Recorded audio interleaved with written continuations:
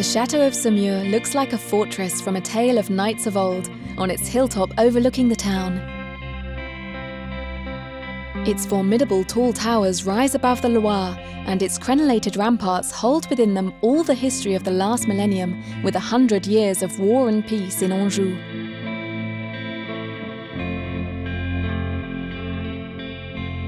It was initially owned by the Counts of Anjou and then the Plantagenets, before becoming a royal castle at the end of the 14th century. Eleanor of Aquitaine, Richard the Lionheart, Philippe Auguste, Saint Louis, Yolande of Aragon, and King René all lived here. Today, this outsized stone-built Chateau of Dreams is now at the heart of a social, economic and tourism-related strategy and is the town's flagship monument, a centre for communal pride and a place that brings people together. The Chateaux of the Loire were built to be seen from the water.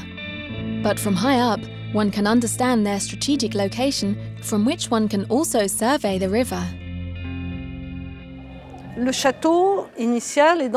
The original chateau was a dungeon.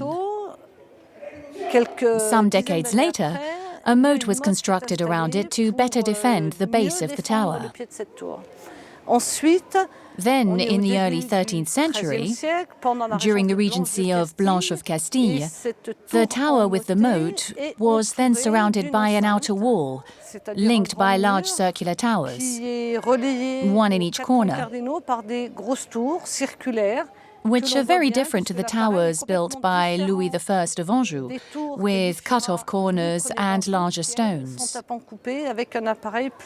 So the three major stages in the construction of the chateau were the main tower at the end of the 11th century, the classic fortified castle at the start of the 12th century, and in the second half of the 14th century, the Chateau for pleasure built by the king's brother, the Duke of Anjou.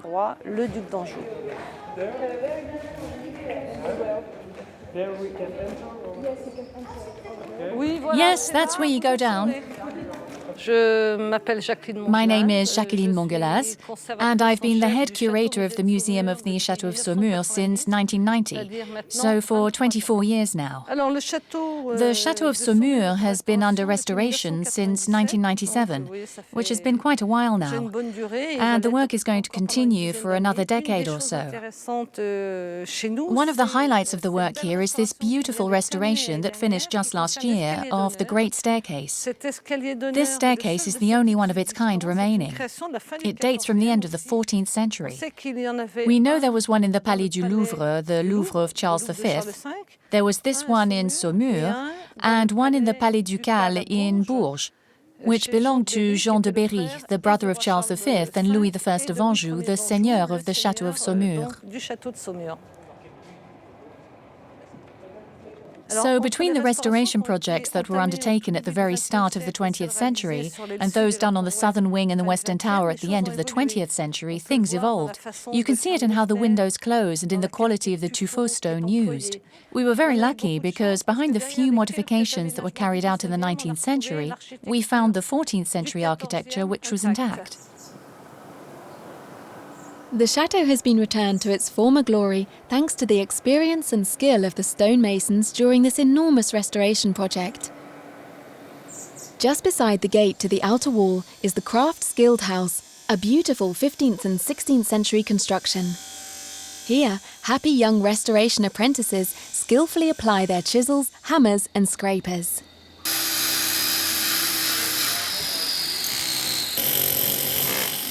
Talented guildsman Christophe Ziliox is the manager of the restoration project.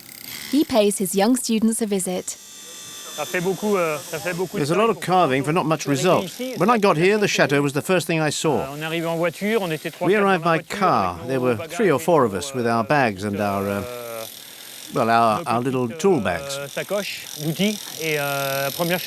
the first thing we saw when we arrived in Saumur was the chateau.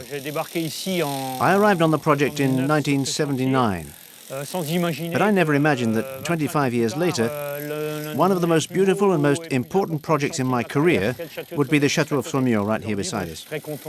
I'm delighted to have done it, and I'm hoping to continue because the chateau is far from finished. There's a lot more work still to be done. It's a fascinating subject and a fascinating monument. It's also about completing the circle for me in a way. This chateau is very precious to me. That's how it is.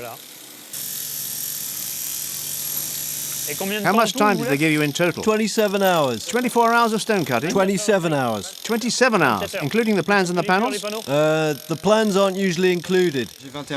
I'm 21 years old, and I'm an apprentice stonemason with the guild. Because I'm fascinated by history, I decided to work with stone. And that's what I hope to do in future, be a guildsman and work on historical monuments, bringing history back to life. So, Saumur, the Chateau of Saumur, working on that, why not? The Chateau of Angers or the Chateau of Haute-Königsbourg in Alsace, or other big monuments like the theatre in Orange. For now, the past 2 years went very well, and we're doing our mock exams at the moment. We'll see. We'll see what happens. Alia jacta est, as Julius Caesar used to say.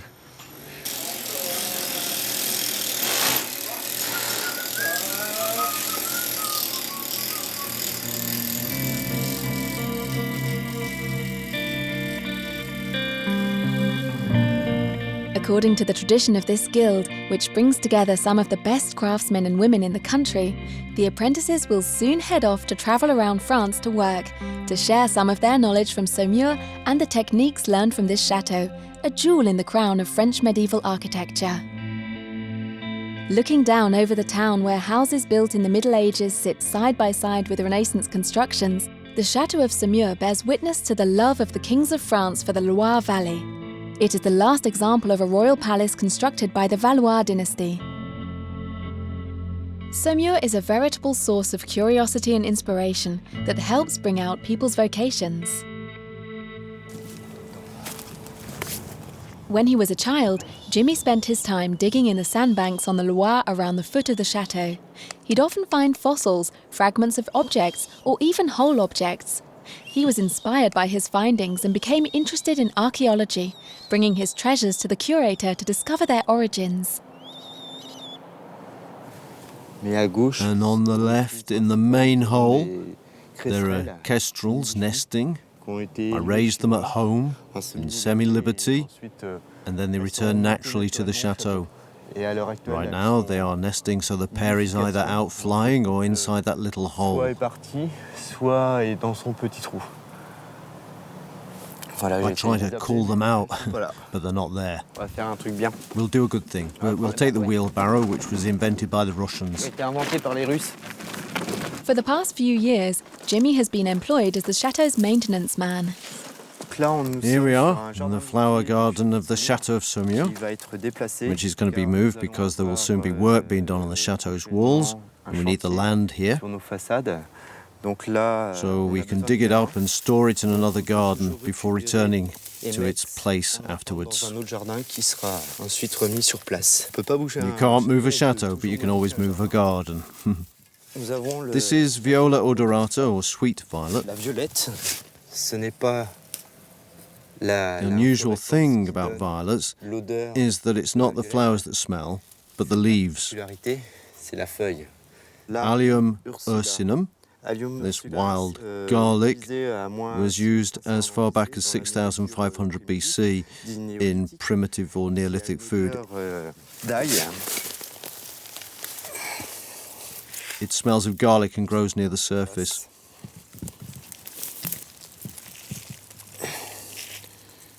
It's a pity you can't smell it through the camera. This is Alchemilla millefolium, which is a perennial that is used for nosebleeds. Since ancient times, the Chinese in particular have used the flowers to make the first incense sticks in temples. And it all grows in Anjou, thanks to its mild climate.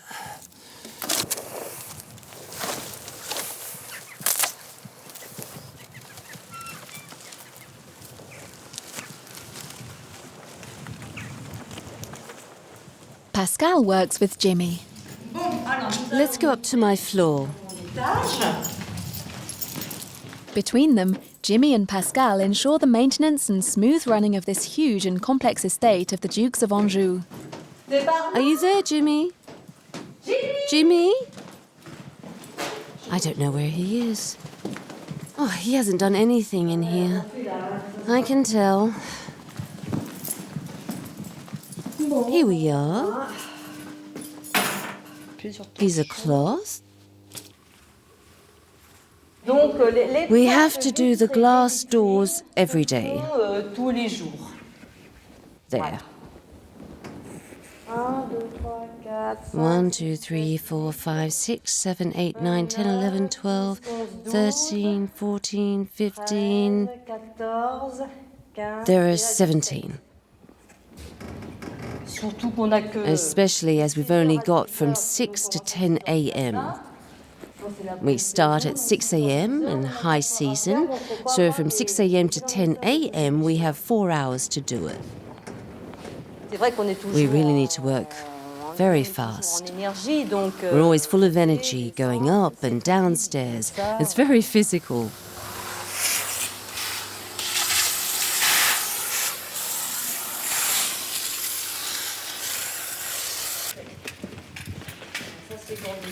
Was it yesterday afternoon that we did it? I don't think so. No, we didn't have the time. Hold on, that's a lady's glove. I rinse. To rinse. That's Eli Kaku. Eli Kaku. That's a man's one. They're only for men. You haven't got a lady's glove, have you, Jimmy? In with your things. They're in the water. That's a man's one. That one I don't remember. Yes, that's a man's one. The men only have one glove, and so do the ladies, unless you're washing one, Jimmy. Yeah, I'm washing one. Look how he puts it. That's not properly done. Yeah. Look at that. It's clean. You have to stretch it out. That's what I do. Hold on. The summer season is drawing near. The work has begun to construct the rows of seating for the summer performances.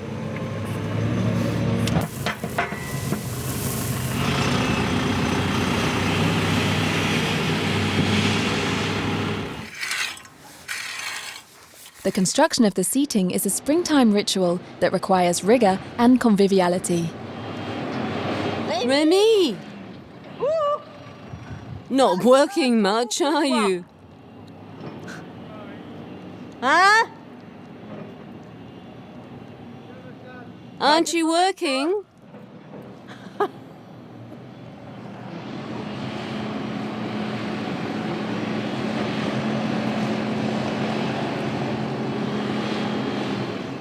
The Well House.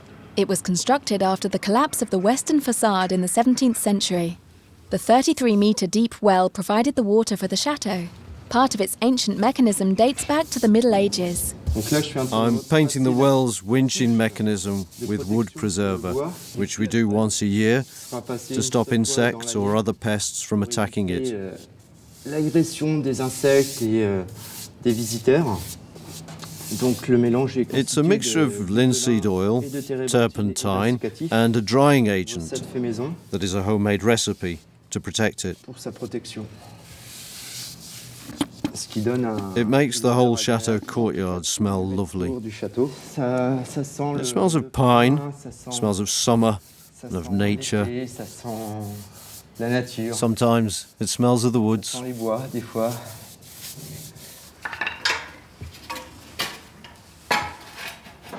And upstairs, the cabinet makers are looking after the furniture. We're repairing a piece of furniture, part of which dates from the 16th century, which is a very interesting piece. It's decorated with the design of folded parchment, which dates back to the 16th century. It's been slightly modified, but most of it's from the 16th century, and it was damaged on the top edge. We're now loosening it so that we can put back the crosspiece along the top edge. This crosspiece will be put back together using adjusting screws that were added in the 19th century. Wax, stains, a few little vices, but that's for another job down below, and wood chisels.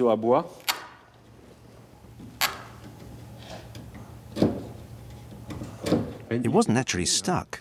If we put it back in there with the wax, when we tighten it, it will fall on the end of the piece there. I'm in. Are you? I'll let you do the other one. Then we'll put in some hard wax on the... Their wax is mixed with pigments, beeswax and carnauba to fill in any little faults that are visible and to give more solidity to the piece. There, that's it. That looks like the little shine there was before in the upper part.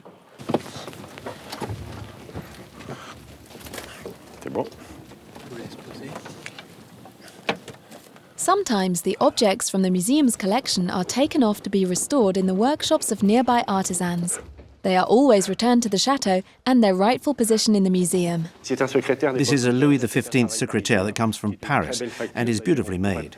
The upper part has a beautiful square in it with rosewood decoration in butterfly wings on the front and sections of tinted wood, tinted green wood, often holly or box, with what we call Greek angles. It's a secrétaire from the 1760s. You can see here what I was saying.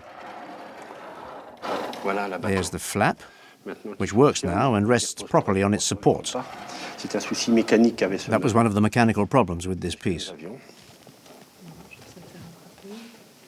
Are you pleased with it?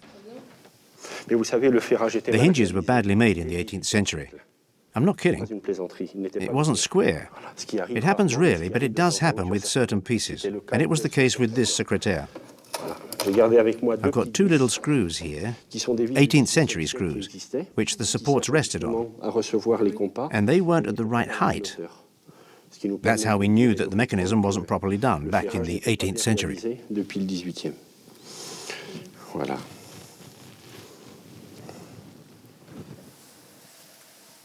Estelle, the assistant curator, has decorated the room in a style that evokes the 18th century and which illustrates the presence of pieces of decorative art inside a chateau from this period.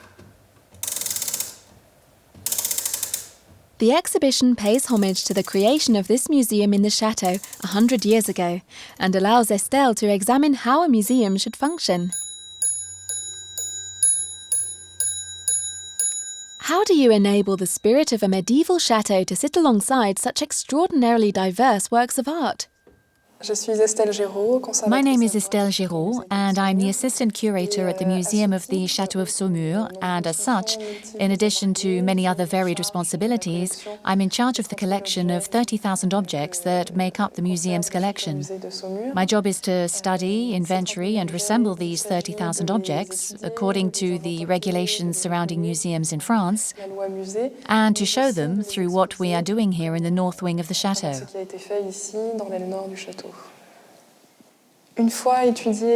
Once studied and inventoried, the collection is shown online so that people from around the world can see it.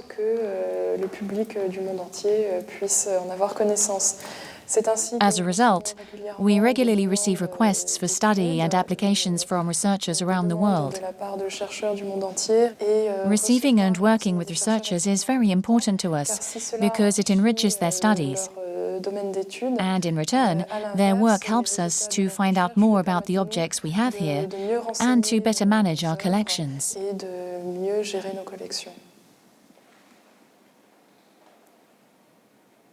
I'm not going to touch it because I can see it's crooked. I have to tell Estelle. It looks crooked. Do you like him? Yes, he's a handsome man, a very handsome man. In the early 20th century, the town of Saumur bought the chateau from the state to house the municipal museum. On the first floor of the north wing, the former apartments of the Dukes of Anjou are now home to a magnificent collection of decorative art from the Middle Ages to the 19th century. Furniture, tapestries, and a collection of ceramics that is among the best in Europe. In this display case, we have chosen to show ceramics from Europe and Asia to contrast the different creations that have had an influence on one another. qui s'influencent mutuellement. Everything that came from China or India was very successful in Europe. So much so that China had a huge influence on decorative arts. One of the key elements in Oriental decorative arts was porcelain, which the Europeans were unable to imitate until the 18th century. So these pieces were thus imported at great expense. These were rare and expensive productions that arrived very slowly. So gradually, the centers for ceramic production took inspiration from them to compete with Chinese porcelain. They were unable to reproduce the material, so they copied the decoration. Or if they didn't copy it, they took a lot of inspiration from it and applied it to completely European shapes.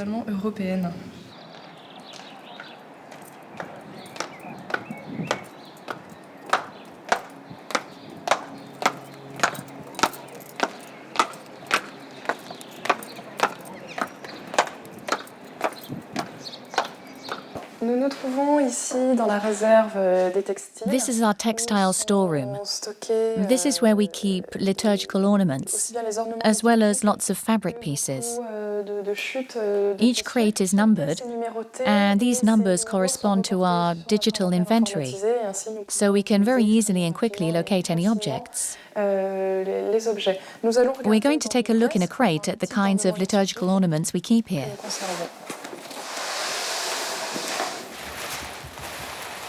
The objects are stored in tissue paper. We have scrunched the paper up into balls to protect the artworks from any impact and prevent the fabrics from moving.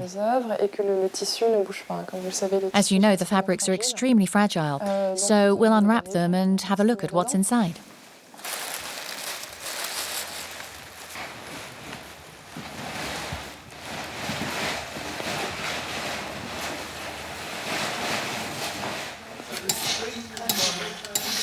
Here we are in one of the outbuildings of the Château de Saumur, called the Caserne Fouquière, which is where the town hall very kindly set up our sewing workshop.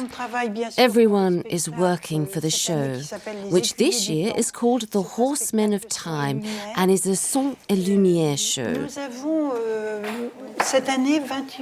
This year we have 21 volunteers who are doing the sewing, along with 3 interns who are very skilled and very professional and have come to help us.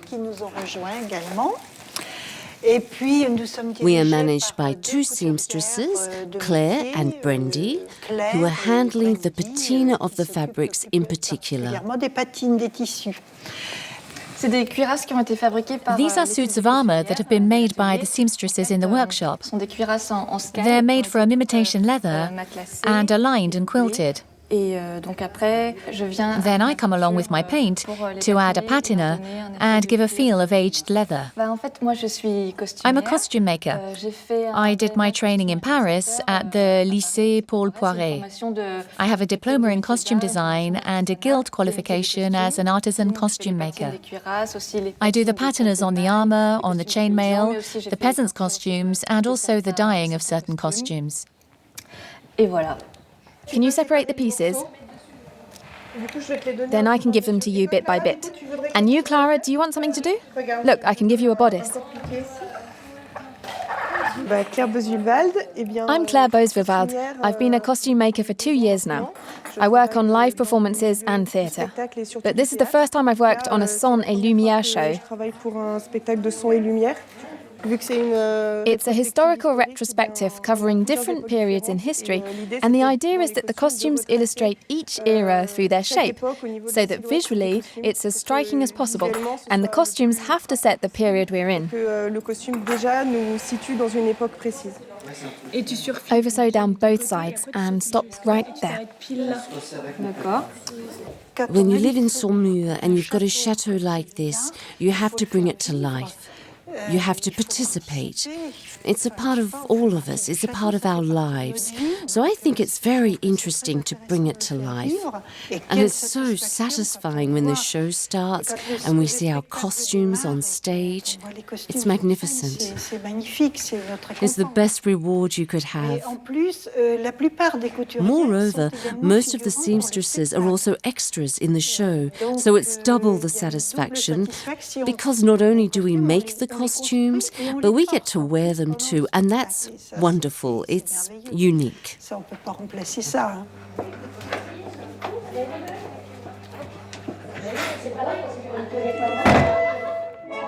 For the past 2 years, the Château of Saumur has been the setting for a son et lumière show that has delighted over 25,000 people. Tonight, it's the final rehearsal for the Horsemen of Time show. The production designer Bruno Cellier is adding the finishing touches, giving his final recommendations to the actors and the horses. 150 voluntary actors are participating in this amazing voyage through the centuries. You have to aim for him there, because otherwise you go off, we don't know what you're doing. Follow him. Wait, before you kill him, give him time to get up, and bang!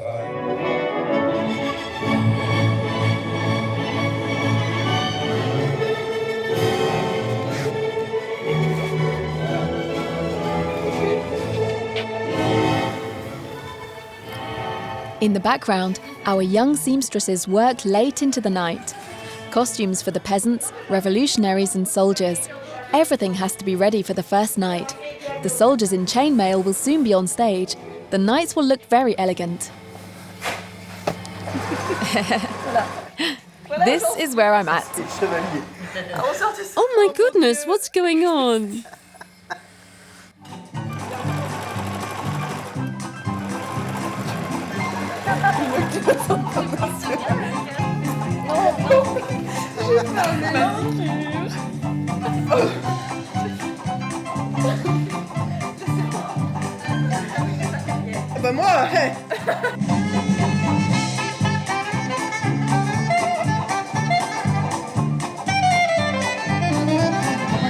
Gather together in the middle. There mustn't be any gaps. Keep on going. Okay, you're doing great, you're doing great.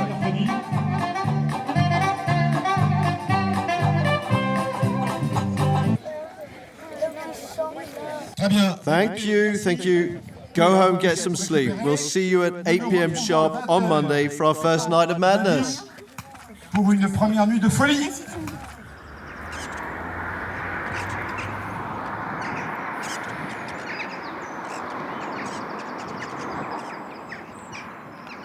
At dawn, the chateau wakes up.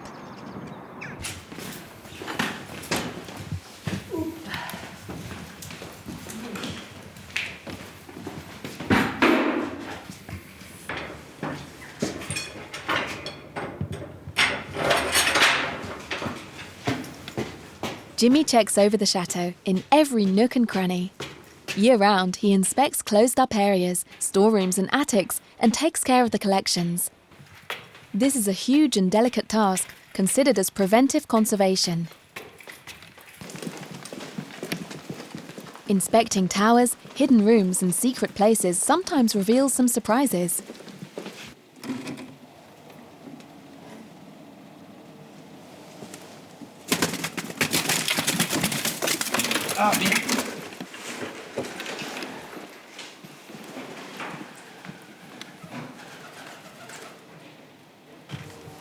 Oui, Pascal. Yeah, Pascal.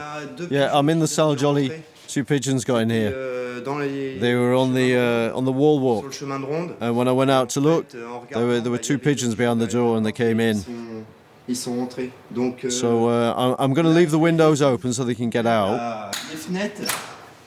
But we'll have to close them and check they got out. I'll check again at 2 o'clock.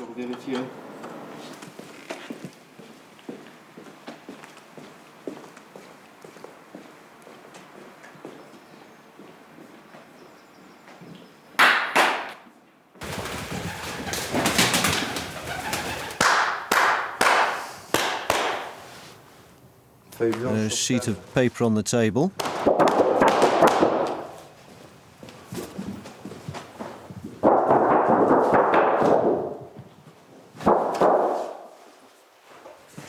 No.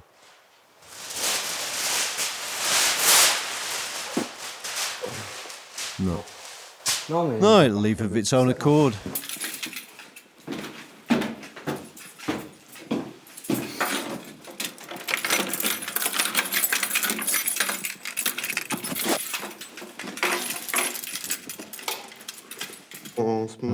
Right now, I'm checking the temperature and humidity in each room and in each display case twice a day. 2 fois par jour.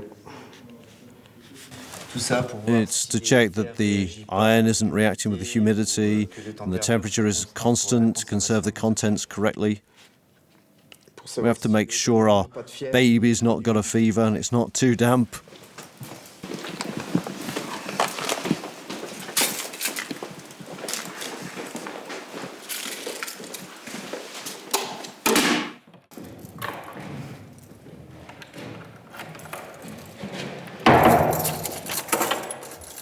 When he came through Saumur in 1808, Napoleon I decided to turn the chateau into a state prison, which saved it from falling into ruins.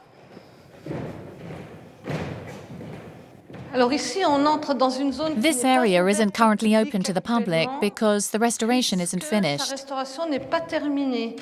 We're in the south wing of the chateau. These holes you can see in the wall a little higher up are where the joists sat, joists that were put up at the start of the 19th century, when the chateau was turned into a prison. Because this area, which is 8 meters high, was split into two to create 2 levels of accommodation. You can still see where the windows were in each cell. There's one missing there in the middle, and the one farthest to the right has disappeared because we reopened the large medieval window. If you look carefully at the floor, you can see the traces of these different occupations. For each cell, there was a threshold, and on either side, the dividing wall that separated the 3 cells. Now we're going to go up to the second floor where there's a similar room. We'll take the famous double staircase. It's a staircase where the stones have been carved on both sides, and each side leads to a different place. This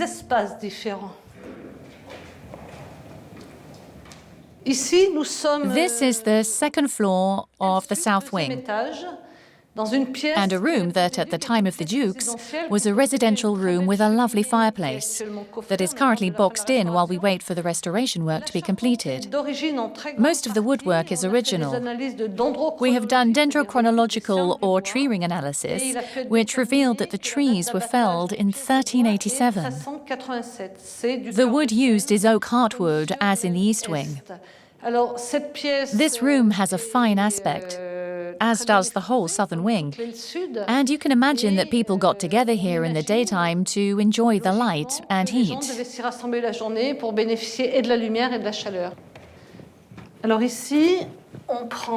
Now we're going to take what we call the public staircase, or the staircase the Duke used with his entourage to reach the highest part of the chateau, the Belvedere, which is a magical place.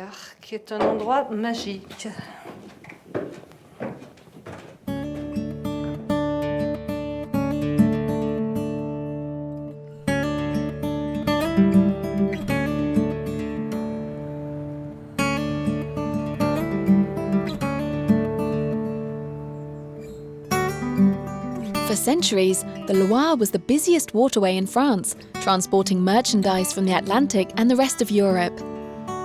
Barges and other flat-bottom craft, perfectly adapted to the changing riverbed, travelled the waterway, slipping between the sandbanks. Since the end of the 20th century, passionate river travellers have been rediscovering this heritage. They restore old vessels and sometimes build new ones in maritime workshops. Modern flat-bottomed barges for tourists are made here. We wanted to make a floating holiday home. So, along with the Max Panier boatyard, our starting point was a traditional flat-bottomed barge, upon which we placed this structure based on Finnish houses, made from solid wood. We found a mooring on the Quai du Marronnier in Saumur, which is an ancient mooring that dates back to the 19th century, when the Loire was at its busiest, in the early 19th century. So we'll be opposite the chateau in this exceptional site on Offar Island, facing the chateau, which is a marvellous place. We'll go down the confluence, down the Loire, passing in front of the Château de Montsoreau to moor up opposite the Château de Saumur.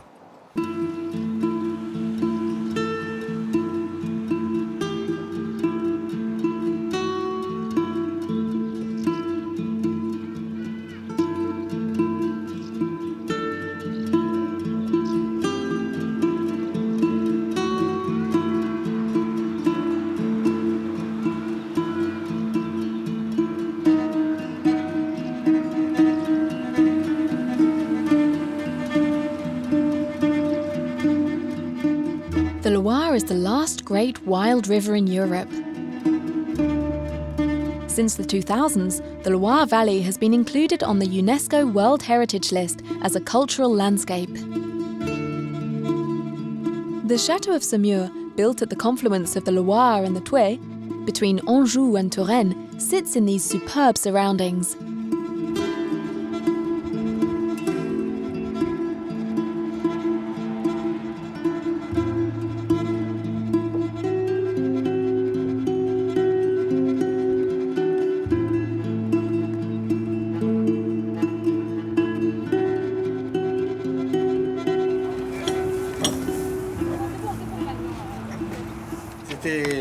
It was a lovely trip, a fine cruise, and now the boat is moored up opposite the chateau. We've been thinking about this for a few months, and it's great, because finally we've got what we wanted. Yeah, it was a lovely day. Are you happy? Yes, very. Now it's time for some refreshments.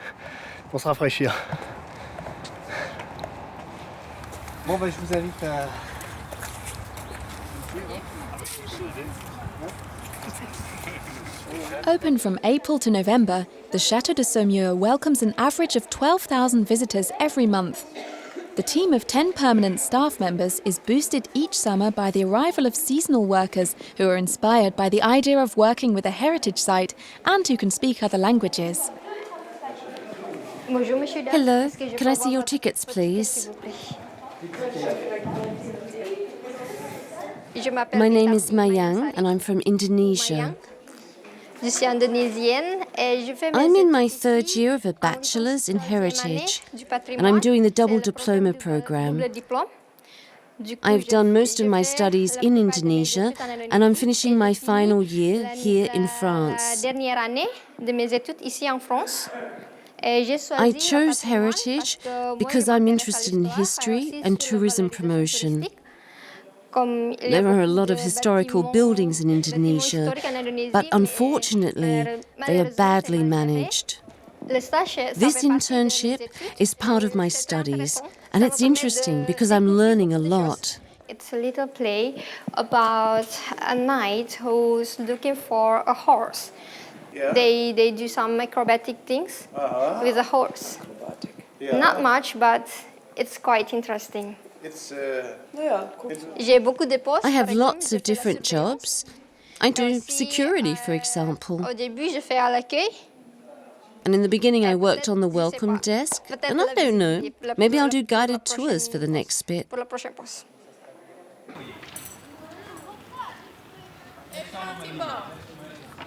The project comes from the town hall and the communication department. The Château de Saumur is such an exceptional place, so we thought it was the moment to share it and get the local children involved. So rather than simply focusing on a classic chateau visit that could be boring, we decided to create a play space where children could have fun, and parents too, to introduce them to medieval games and show them that people were able to have fun in the past, even without the new technologies we have today.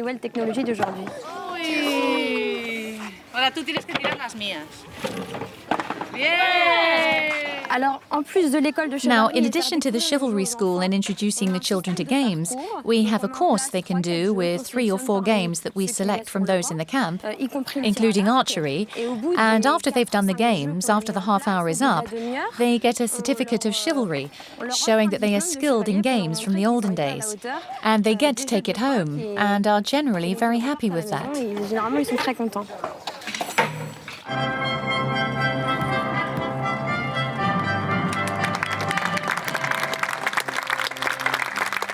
There are short shows all afternoon.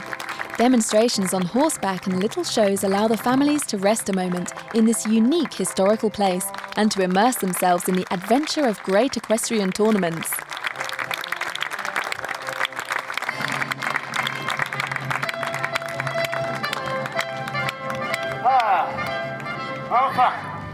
All's well that ends well.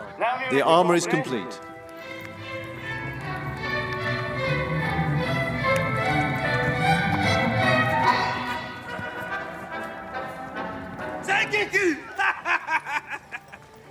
Combien vous m'en donnez, vous? 5 écus. Oh là, vilain. Combien? 3 écus. Attention, on va t'écraser. Commerçant. Well, when I was a boy, I dreamed of being a knight, so getting this job was a goal of mine. Because it's the only way you can earn a living with a horse and a sword these days. So there you go. I'm one of the very rare knights in the 21st century.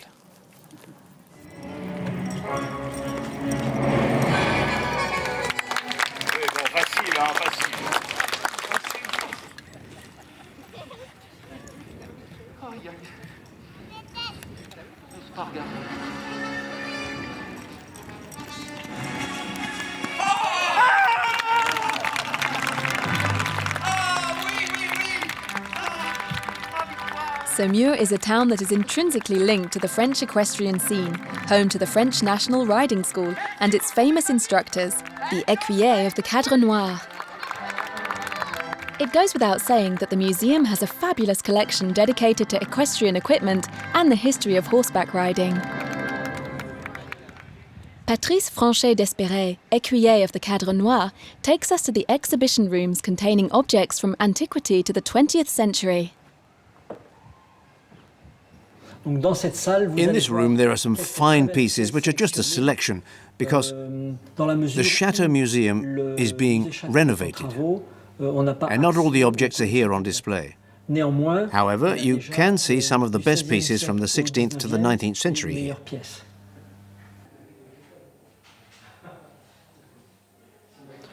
This display is dedicated to the écuyer of the Cadre Noir in Saumur. This is a French saddle in suede, while in the other displays the saddles are velvet. The stirrups, in the French style, the lamp, and the famous tunic of the Cadre Noir.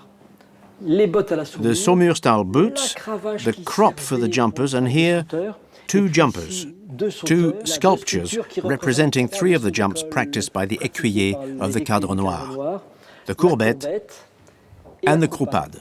The 3rd figure represents the cabriole.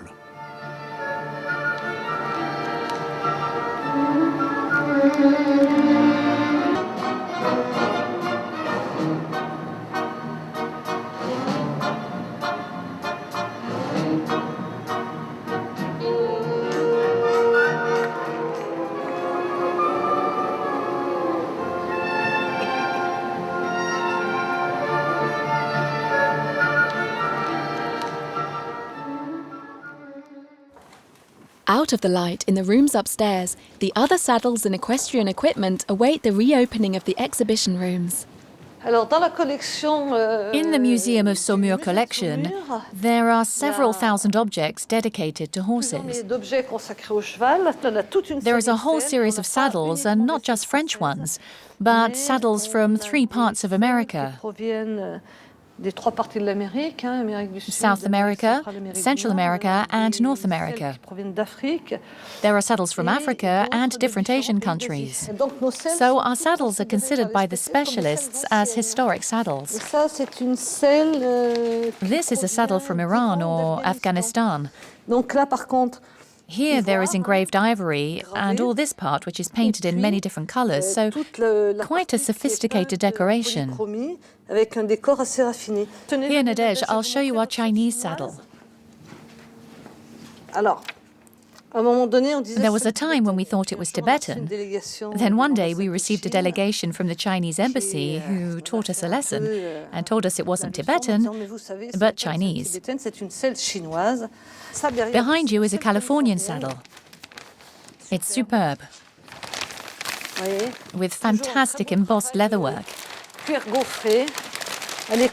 It's complete and is one of my favourites. In perfect condition, complete with lasso. There are birds engraved in the leather on the saddlebags. It's really beautiful. It's true. One can really enjoy objects like this, not just paintings or sculptures.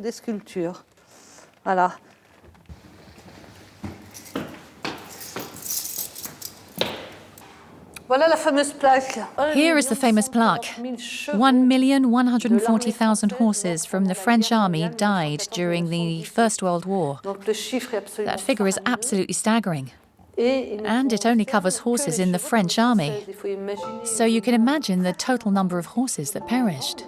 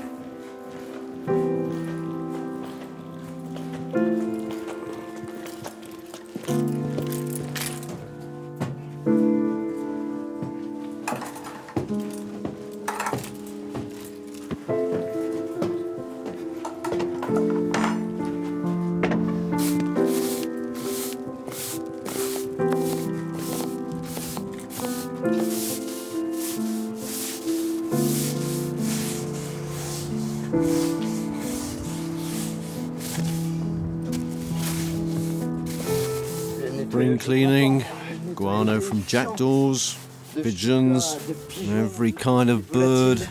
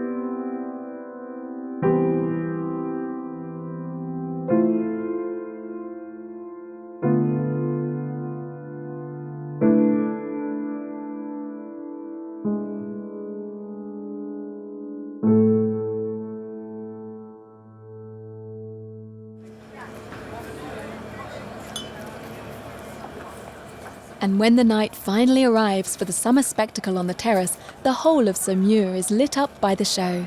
It's a fantastic idea. Wow, look at the view. Saumur is a chateau on the Loire, and the chateaux of the Loire are the flagships of our heritage both in France and abroad. So, having the chance to create a show in one of these flagships in the Chateau of Saumur was extremely inspiring just for that. The second element was Saumur because it's a World Heritage Site and a site of intangible world heritage because 2 years ago the French art of equestrianism was added to the UNESCO list of intangible world heritage sites with the Cadre Noir in Saumur. And having the opportunity to put that equestrian art on the stage was very motivating. And the third element that led me to Saumur was the volunteers, the people from Saumur and the surrounding region who give up their free time to perform, to act and to promote their town and their region. I found that very touching, very moving. So, you have the beautiful stones, motivated people and intangible heritage and oral and technical tradition. All that together led me to Saumur.